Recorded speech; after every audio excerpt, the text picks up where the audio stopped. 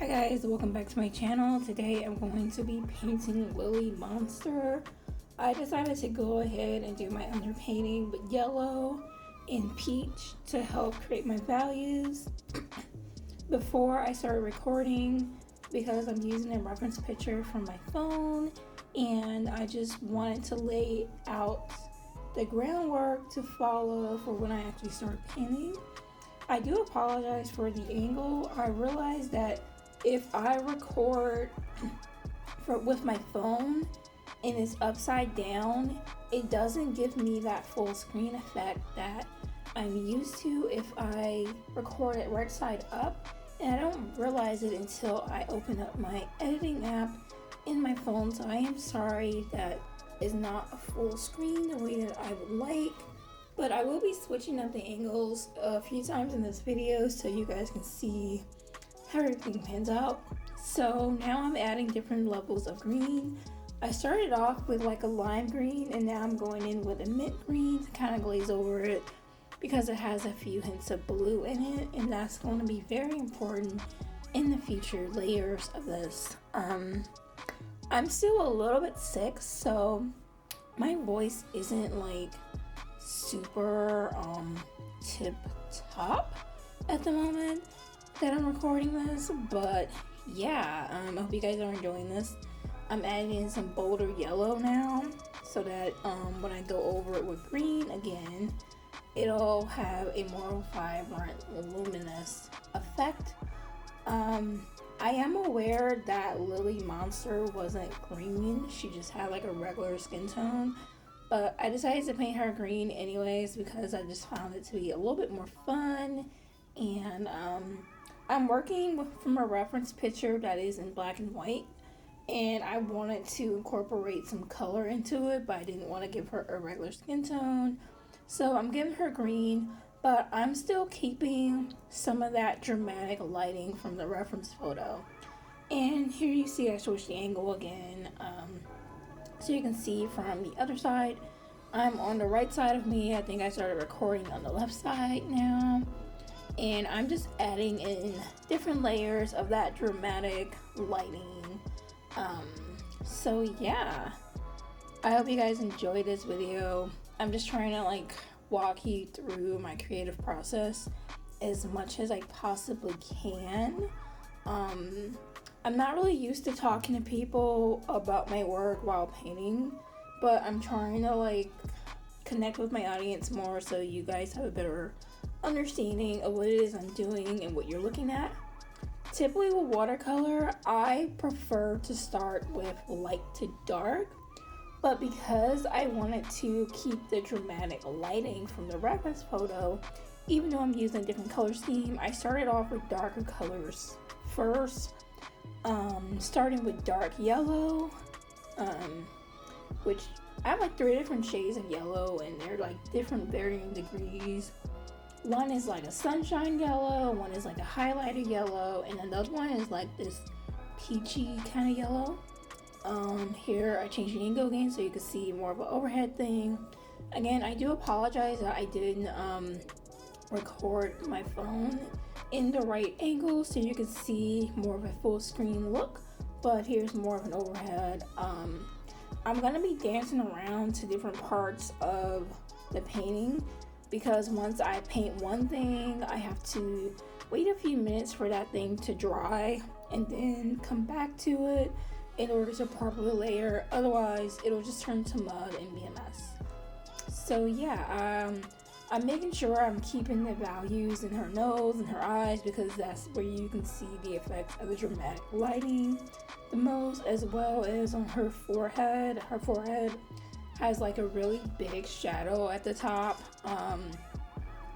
based on the black and white photo that I'm looking at.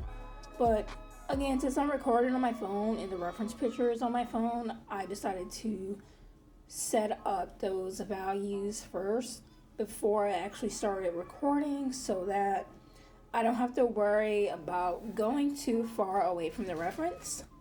I did decide to give her a little bit of eyeshadow. I gave her orange and blue eyeshadow.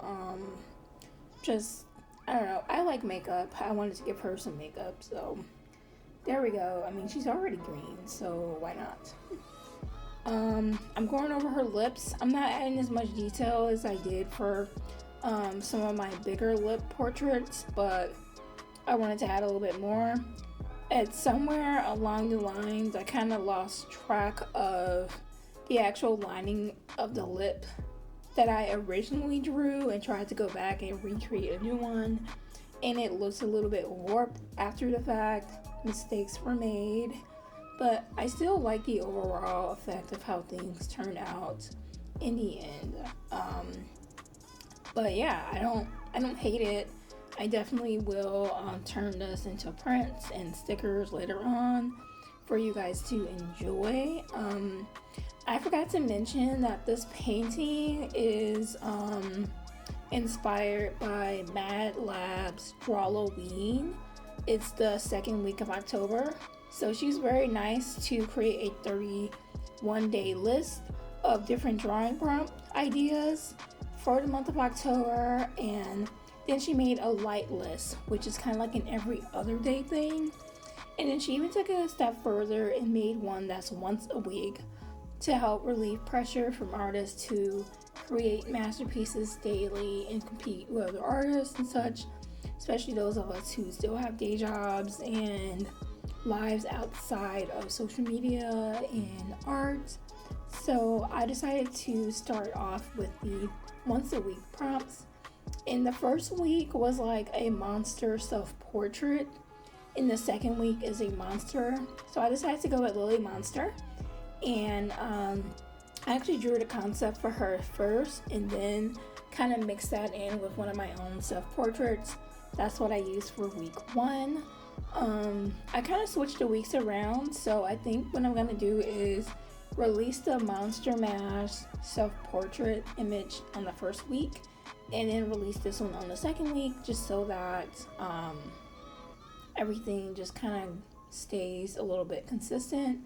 And then I was thinking for the last week of October, the last week of October, the prompt is a Monster Mash, but just like mixing the features of 2 different monsters. So I think I have a good idea in mind for that one.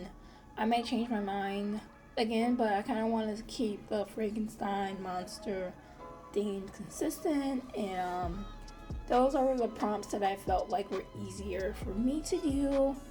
And then if I can figure out how to do the other ones, then I'll do them. If not, then there's other prompts I can do. And then there's also ideas that I want to do for Halloween on my own that don't rely on drawing prompts. But the Drawloween is always a fun thing to do in October. I can't always commit to doing 31 days of drawing, and definitely not 31 days of painting, especially if I'm making videos of it, editing, and posting it onto YouTube to share it with you all. It's just like not a realistic thing for me. I decided to make her eyes purple. The reference picture, her eyes look jet black, but I kind of wanted to add some color to this image, and purple kind of contrasts with yellow, which is what I use with her undertones, so I feel like it would help to create a stark contrast better, and everything. And I made her lips red, but I didn't want to make it a solid monotone. I still wanted to have some definition. Here I am adding some details to her hair, and I'm making it black and white just like the photo. That's like the only thing I kind of kept consistent color wise. I kind of went back and forth figuring out if I wanted to leave the white part of her hair the same as the canvas, or if I wanted to go in with like a silver metallic color, or paint this a very light gray. And I decided just to keep it white, because when I take pictures of shimmery paint, the reflectiveness doesn't always show through the camera. It usually only shows through video, and if I scan it flat, it's not going to give that reflectiveness that I want. And if I sell prints of this, and definitely when I make stickers, I know that sticker deals or Zap Creatives. I think that they let you have the option to write in a note and say if you want metallic parts to be in certain areas. So that was something that I was considering. And then there are certain printing companies that if you paint metallic paints in your work, then you could kind of like send them a message and ask them to do foiling for those areas, so that you can maintain that reflectiveness. So I'm going to like play around with that. What I think I might do I'm sorry. So what I think I might do is, after I'm done with this painting and I scan it and everything dries, is I might make a print of it. Maybe go to Staples or just go to Michael's and get some cardstock and paint on that. And add in the metallic paint on top of where her white hair is, so that I can kind of see how it looks. And then if I like it, then I'll keep it. But I didn't want to like ruin the original with like an experiment, so I'm gonna keep it white. I decided to add these random little splotches of black into her hair, and then paint around it with water and allow it to create this cauliflower effect in the hair, so that it can still have texture. I didn't want it to be a solid black. I still want the hair to look like hair and still have that waviness in it without being like, I don't know, I feel like it would be too cartoony to make her hair a solid black, so I'm going in it with this texture. Now, I don't have a lot of space at this angle that I'm currently painting at now, but I still managed to kind of get that cauliflower texture in just a little bit more. I just dabbed her forehead because I realized that I spilled some black paint on her. Maybe when I carried my brush over, I did that. So yeah, now I'm adding some details to her shirt. I did change the details of her shirt just because the reference photo, it just looked kind of weird and complicated. Lots of wrinkles and folds, and I didn't want to stick to that exactly. So what I'm doing is adding different layers of gray and a mixture of cool gray and, I don't know, regular gray. So yeah, here is the finished look. I hope you guys enjoy. Thank you.